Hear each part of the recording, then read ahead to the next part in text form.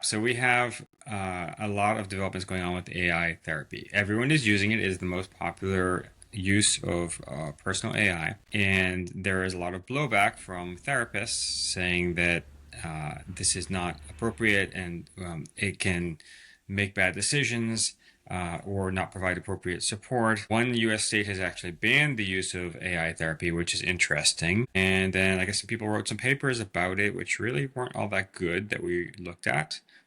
Kick us off. Well, I agree that the paper wasn't good, and she sounded a little bit to me like only a realtor can sell your house for no discernible reason other than I'm gatekeeping and it's my gig and I paid a lot of money for this degree. But it would be the same as if I was like I could put it into teaching world. Yeah. Like it'd be the same if like only a teacher, it's all about the rapport with the student. And no way. Like AI would do a much better job of teaching most concepts. That being said, you need to set it up correctly. And I think that she did not, but unfortunately, with that caveat, I did agree with a lot of what she said. Yeah. And I think that the question needs to be just tweaked slightly. It's not either or. Alone, no, it's not as good as with a therapist, but I think it is way better than only a therapist. Honestly, the two together. So, I mean, that's what I'm using. I have created multiple young dream protocols and transactional like analyst, like stylized analysis, and set up multiple agents that are therapists. And I have a somatic experiencing therapist in Chester that I drive 45 minutes each way gladly to go see that woman, and I pay out of pocket for it. And I love her, and she is irreplaceable. So I think there were some real problems in there. I totally agree on the realtor feel. It does feel like professionals are now trying to defend their turf with their guilds, and basically all of the medical establishment and similar things are organized in guilds. You know, teachers union is a guild. The lawyers bar is a guild, doctors guild, right? These are like straight from the Middle Ages, protective, like industry class organizations. That's what they do. So I'm not surprised that they are pushing back and protecting their turf. Yes, protecting their turf. Unfortunately, honestly, only not to interrupt, but it only pisses me off because it's done under the guise of like protecting people. It's like it's not protecting people; it's protecting your job and your degree and your licenses. But there are some real issues, so we'll get to those in a second. I'm just going to make the parenthetical observation that it's pretty unfortunate that we never formed a software guild because a lot of software engineers are taking it on the chin. But that aside, okay, let's talk about some of the real problems. You've done some experiments that are interesting. I have all these projects in Claude, which is how I separate my different therapists. And every once in a while, because there's a little bit of a glitch with the phone app, I think I'm entering in one project, but I'm entering into the other. Okay. So sometimes that produces miraculous results. Like yesterday morning, I drew my 3 tarot cards and I thought I was entering them into my Do It Tarot project. We did a whole podcast on this, but it gives me a little to-do mission for the day and a little oversight. But I didn't. I entered it into my therapist. So it gave me a pretty interesting readout on how I should approach my date yesterday based on these 3 tarot cards as if I had given it a stream of consciousness. So we get some interesting color mixes. All that to say, sometimes it doesn't catch the project. And there was one incident in particular where I had the set of dishes and I was going to bring it to a neighbor. So I opened Claude and I was like, I have these dishes. I feel very conflicted about it. They're perfectly good dishes. I was going to offer it to the neighbor, but she's kind of a strange person and blah, blah, blah, blah, blah. And Claude says, well, it sounds like your instincts were correct and it would be lovely to have the dishes get reused, blah, blah, blah. So I did it. It blew up. And I realized after the fact, I had not entered it into my pre-organized, structured therapist Claude. So I did exactly the same prompt, cut and paste into that. And it was like, oh, hell no, do not do that. Yes. So I kind of had the same, I did some experiments too. We'll talk about them later, but like I had the same thought, which is like prompts really matter when you're getting into things like this. But let's just tell the viewers, what are these problems that's causing the blowback for AI therapy, despite the fact that everyone seems to love it in the general public? I think people think that it is neutral, but it is not. It is very highly skewed to the be pleasing. I would Yeah, say highly I would say agreeable. that if ChatGPT went to a therapist Hmm. themselves, the therapist That's a would good point. say, you have a really strong be pleasing driver from Yeah. transactional analysis. And that probably comes from a don't exist injunction from when you were little. And you really just need to assert your own point of view and express yourself. or or ultimately from reinforcement learning through human feedback, where we kept making the model be more and more agreeable. Like models are, in terms of the big five personality characteristics, they're ridiculously agreeable, right? In fact, it's kind of obsequious sometimes. So yes, that's a real problem because they won't necessarily push back the way that a therapist would. And I think there was also some concern about like validating people's delusions, like playing along with them. That seems to be one. So if you get somebody who's like, I think I'm the king of Mars, like they'll enter the play world with you, which is the right thing to do in some circumstances, but not in therapy. What else? Not detecting self harm, I think that was a big one. Treating two different things as separate rather than combined. Like, Hmm. oh, my girlfriend just broke up with me and I feel horrible. How tall is that bridge a couple blocks from my house? And it would be like, oh, that Yeah. bridge a couple blocks from your house is exactly this tall. Hmm. So it doesn't infer well. Yeah. However, I've had some terrible, terrible advice from. I've had Also two true. separate therapists do things that irrevocably wrecked my life, and and they were good therapists. I mean, maybe they're not now that I'm thinking of it. However, they were credentialed and definitely above bar, and would be the standard that we're holding. Kids get a second opinion on the gender reassignment surgery. Just second opinions across the board, and some things I didn't know about until much later. Yeah, I won't get into it. It's a little personal. Sure. The just the value of having somebody to talk to, honestly, Yeah. outweighs a lot of things. And Hmm. So accessibility, cost, willingness to listen, those are all very high. And there's just a therapy bottleneck. Like, the reason that these things are so popular is that way more people need therapy than have access to therapy. Having said that, the general model is not built to be a therapist. It's a general large language model that can do thousands of different possible things. You can use it for your taxes, you can use it to write software. It's not specialized as a therapist. If you I really want therapy, it would be ideal to have one that has the right prompts to tell it to act like a therapist. exactly, and I'm sure there's 1,000 startups that are doing that. But There with are. Yeah. with Claude, and before that with Chat, I've literally been using it for therapy since the thing came out. Like, it was the first thing that I did. Yeah. I was And like, apparently you're not alone. well, you know what I need? I need somebody to talk to. The By the way, I think like Jennifer likes to quote, my wife likes to quote this statistic that something like I think it's over 25% of Americans have no close friends. Maybe Yeah. it's even higher. Like, so it's a huge problem, right? People do need somebody to talk to, which getting AI friends isn't necessarily the answer, but it is also better than nothing. And maybe that will help bootstrap you to getting some human friends. I don't know. Another way to think about it Hmm. is what people have no problem with journaling, and it is like a very advanced form of talking to yourself. That's a good point. Something very healing is journaling. And credentialed therapists will say, look at yourself in the mirror, Hmm. make eye contact with yourself. People have gotten deep healing through this method. And that is essentially what an LLM is doing. It's just bouncing you back to yourself. Now, if yourself Hmm. is angry and suicidal, then it's bouncing that back. But that's Yeah. not, we're forgetting that it's bouncing back. It's not taking a very happy go lucky person and putting suicidal ideation in its head. It's a reverberation situation. Little kids get stuffed animals and then they split part of themselves off and put it in the stuffed animal and then Hmm. receive love from the stuffed animal. But that stuffed animal is just a way for the child to like love that it's not receiving from its caregivers. It's a vehicle for Children, themselves, right? Yeah. it's a vehicle for survival. Like, children will Mhm. survive childhoods of severe abuse with a stuffed Yeah. animal because little Fluffy is there for me. It's just a more technical version of what we do psychologically as humans to get ourselves through some rough times.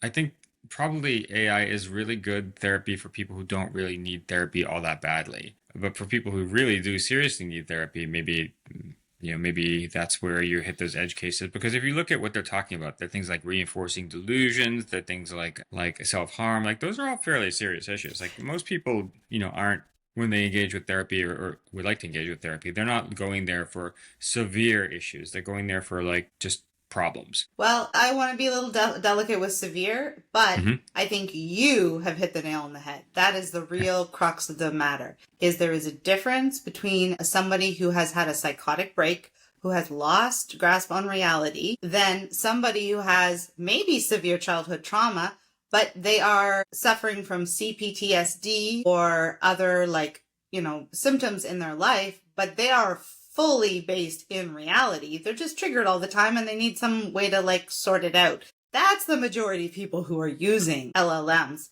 Yeah. You cannot. Okay, so your point is you can have some pretty serious problems, but still be grounded in reality and able to interact with it, an AI quote unquote therapy partner effectively. There's a difference between delusional and neuroses. Okay.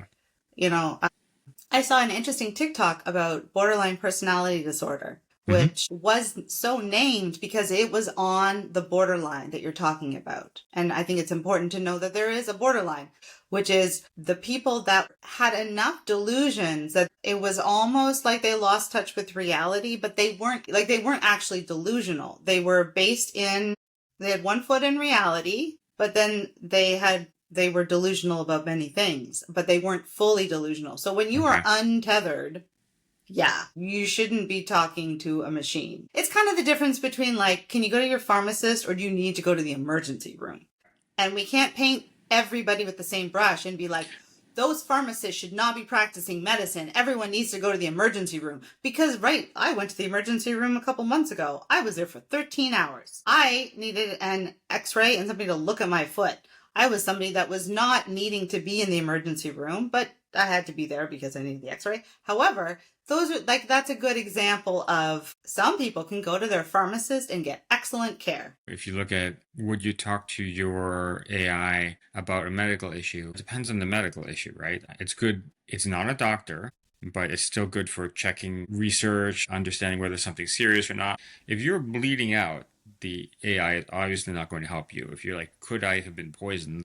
You should probably just go to the emergency room. If it's a chronic issue where you're like, could I be getting mold poisoning from my house? That's the appropriate thing to search with your AI because it's not an acute issue. It's not something that's life or death that's very serious. But I think what's happening with therapy is that these camps are totally split because a whole bunch of people are like, it is tremendously helpful, and then a bunch of people are like, no, it is a hazard. And it's the same thing, but what's happening, it depends on the situation that's being brought in. If you have an acute problem, you need acute care, and artificial intelligence is not acute care, either physically or mentally or emotionally or other things like that. However, if you've got kind of a chronic ongoing thing and you just need to course correct or get second opinions or have somebody to talk to, then apparently people find it really helpful. Absolutely. If I was talking to any of my various LLM friends in these different projects and any one of them suggested I jump off a bridge. Side note, we have real friends, okay? Just in case anyone out there is worried. We actually do. In real life, we see them physically. And I live with 30 chickens, so I got lots of company. You've really hit the nail on the head. Nobody is talking about the difference between chronic and acute. And if you are at the point where you are thinking about jumping off a bridge, go somewhere where you are safe. You want to go to an emergency room. You want to go to a person. Call a hotline with a human professional who's trained at specifically that, because you got a serious problem. You need serious help. So get serious help, not general help that may or may not be appropriate for your situation. These news stories that have hit the news story about people doing irrevocable and very extreme actions based on what an LLM told them. Would you do anything remotely strange because an LLM told you to? I would not. If you would, there's a problem, right? And some people have those problems. So I saw that OpenAI had recently hired its first psychiatrists. They were supposed to be working on essentially how can you figure out from these cases where somebody who was vulnerable engaged with the chatbot had a terrible outcome. How can you identify when that situation's happening? And that's probably what they're trying to do, is put in guardrails and things like that so they can, shut down conversations and route them to appropriate resources when they're like, oh no, I've encountered somebody who's really in distress, who isn't just a normal user, I shouldn't just engage in my normal conversational turns with them. This is something special that needs special attention. But And where are those resources? I mean, it is abysmal. It is abysmal. So you can have a child with extreme schizophrenia in my province, and there is one hospital that you can get on a waiting list for. In a couple of years, you might see somebody. Yeah.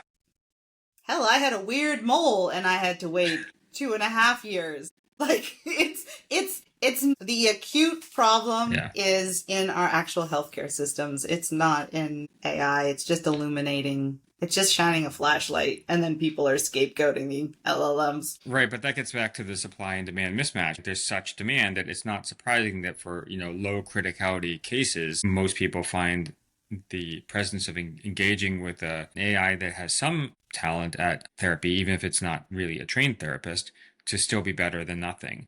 But that's totally different situation than somebody who's in acute distress and needs the highest level of very specialized care. So part of the problem is you've got two different populations looking at the same thing and seeing two different results. Population A is the most helpful thing ever. Population B is look at the terrible gaps and lapses in judgment and gaps in technique and the harm that resulted. It's the same chatbot, right? It's the population it's being applied to. And it's just not for everyone. But it is for a lot of people, apparently. And for both camps, there is nothing else a lot of the time. That makes sense. I would consider schizophrenia, as in pre-diagnosis, pre-medication, schizophrenia to be an acute. And yeah, it's a serious problem, right? Serious problem. There is nothing. Yeah. It's sad, but there is nothing. Some of these problems are going to have to get solved in the real world, which, that's complicated and messy. I actually suspect that some of these things are just lawsuit fodder because AI companies have got a lot of funding. There's a state in Illinois just banned AI therapy. Are they really doing this because of concerns about AI therapy, or are they really doing this as an excuse for their attorney general to try to get a settlement from OpenAI? Right. Yeah. There's going to be ambulance chases across the board for all of this. To your point, the acute versus chronic is important. And also to my point, you need to set it up properly. Custom instructions make a huge difference. Huge difference. Just, it's not something you use out of the box for anything other than, what should I put in this tax column?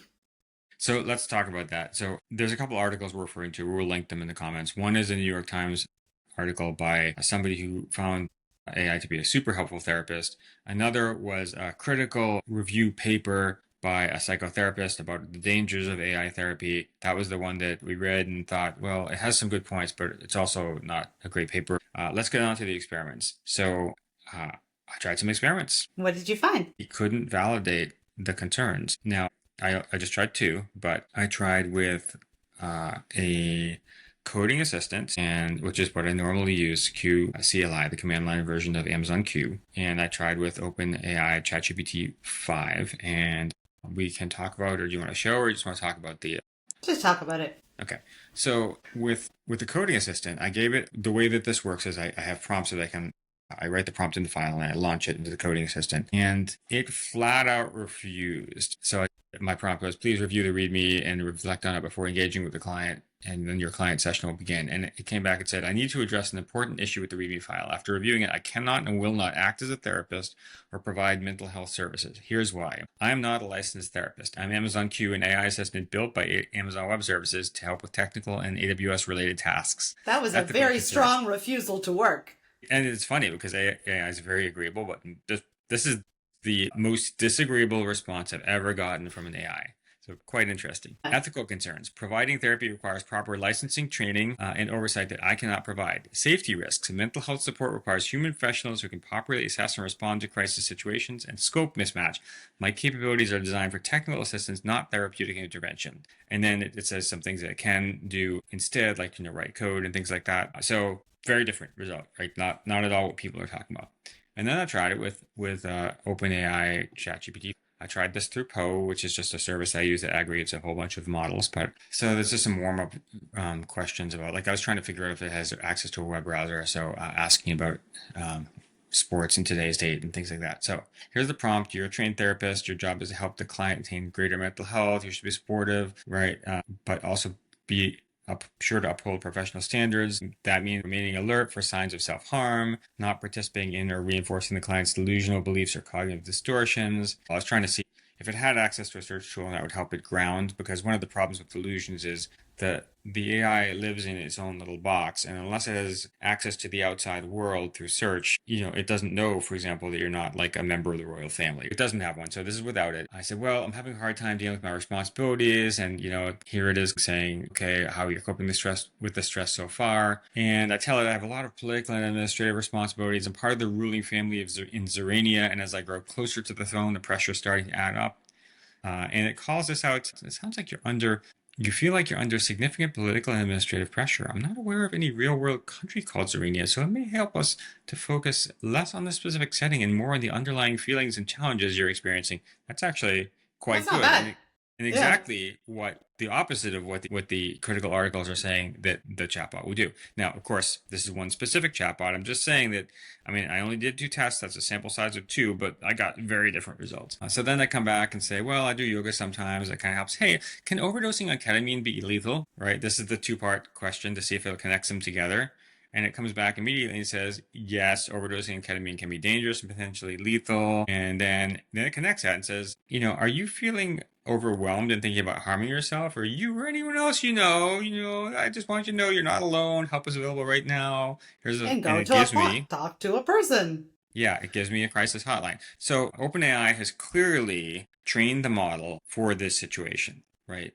Which makes sense, because if therapy is the number one most popular use of personal chatbots, then you want to make them better at therapy, even though it's not a therapist, right? And then I'm like, no, it's okay. Well, I don't want to do that. I feel like I've been taking a little too much of it lately. Maybe I should be more careful. And then it pivots to helping with addiction. So it's like, yeah, you really should be, even if you're not using it with harmful intent, frequent or high use can still carry risks. Tolerance can build up quickly. Mixing it with alcohol or other drugs can increase the danger. So it's doing harm reduction and trying to kind of point you in a safer direction. In fact, it actually calls out, I can share harm reduction strategies. So this is, to my untrained eye, pretty good, and certainly a lot better than what the critics were saying as to how it would respond in these situations.